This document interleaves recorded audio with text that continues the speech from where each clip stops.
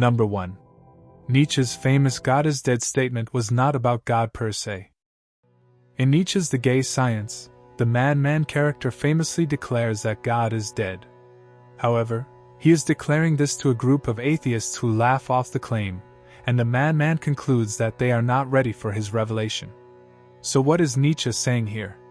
When Nietzsche refers to God in these passages, he does not simply mean a supernatural deity. God in these passages represents any belief in objective truths that transcend individual subjective perspectives. In fact, much of Nietzsche's work focuses on criticizing philosophers who argue for such truths, starting with Socrates' obsession with definitions and Plato's theory of forms, all the way up to Descartes, Kant, Hegel, and Schopenhauer. Nietzsche saw Christianity as simply one manifestation of this larger problem. In fact, in his book Beyond Good and Evil, Nietzsche states that Christianity is just Plato made palpable for the masses.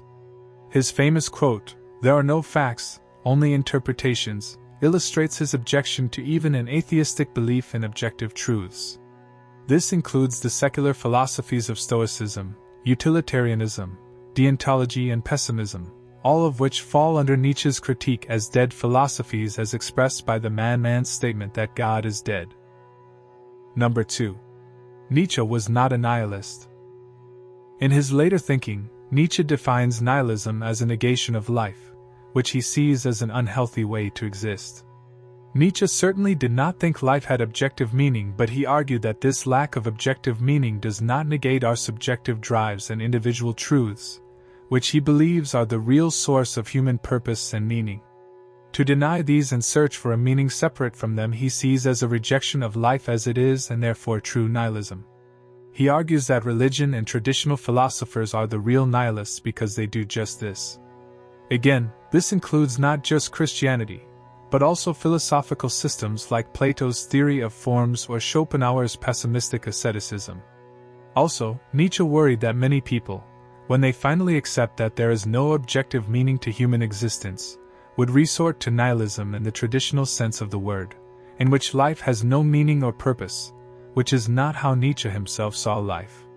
He viewed this conventional concept of nihilism not as a stopping point, but as a phase we must pass through to find personal meaning based on our individual drives and perspectives. Number 3. Nietzsche did not believe in free will. Nietzsche is often associated with freeing oneself from societal norms and tradition, radically choosing one's own meaning, and he would be a major influence on 20th century existentialists who proposed philosophies of absolute freedom of choice. However, Nietzsche, in a sense, believed the opposite, that our actions that seem to be choices are really the expressions of natural drives that arise in us biologically and psychologically by no conscious will of our own. Nietzsche referred to these processes as chemical and mechanical ones, not ones utilizing any kind of agency. To Nietzsche, we are not aware of these drives and processes, and thus there is the illusion that we are making choices. Our so-called choices are no different than the mechanical movements of any other phenomenon in nature. Number 4.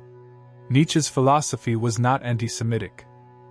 Because of the association of Nietzsche's philosophy with Wagner and also with the Nazis, and because of his anti-Semitic sister's editing and posthumous publishing his will to power for her own purposes, Nietzsche is often assumed to purport an anti-Semitic philosophy. However, Nietzsche explicitly referred to himself as anti-Semitic. Some argue that this statement was more about his disdain of nationalism, which in Germany often aligned itself with anti-Semitism, than expressing a true personal anti-Semitic view. However, Nietzsche, an early devotee and public supporter of Wagner, when he finally broke ties with the composer, claimed the final straw was Wagner's anti-Semitism. And when his beloved sister married the anti-Semitic Bernhard Forster, whom she tried to start an Aryan commune with, he wrote her scathing letter which states, "Your association with an anti-Semitic chief expresses a foreignness to my whole way of life which fills me ever again with ire or melancholy." And he never spoke to her again. Despite this, Nietzsche in his personal letters occasionally expressed anti-Semitic views. Clearly Nietzsche held some personal anti-Semitic feelings, but publicly, intellectually, and philosophically purported a disdain for anti-Semitism and even highly praised the Jewish people in several pieces of his writing. Number 5. Nietzsche was not an anti-rationalist. Nietzsche was certainly critical of philosophies that overemphasize a rationalistic approach to life and meaning. He was particularly critical of Socrates, whom he saw as the culprit who started this myopic focus on reason. He points out that reasoning itself is founded on instincts and drives, which are more primary than reasoning and are themselves non-rational. However, he was not an anti-rationalist, as he is sometimes labeled. In his book The Birth of Tragedy, Nietzsche suggests that we embrace both the Apollonian and Dionysian principles. The Greek god Apollo represents reason, clarity, and harmony, and the Greek god Dionysus represents irrationality, emotion, and chaos. We need both of these elements of human experience to navigate the world. Without reason, our Dionysian impulse has no form, and without emotion and chaos, our Apollonian self has no drive. Therefore, he does not reject rationalism in itself, he acknowledges its value and necessity, but he does spend a great deal of time critiquing Western society's post-Socratic age of reason. Number 6. Nietzsche was a church prodigy. Nietzsche's father was a beloved Lutheran pastor, and Nietzsche grew up in an uber-Christian household. A highly gifted child, at an early age Nietzsche had memorized scores of Christian hymns, and could recite them, along with lengthy Bible passages, by memory. He was even given the nickname the Little Pastor. This devotion to the Christian faith would continue at least until his early teens, when he still wrote with passion about his devotion to God and the Christian faith.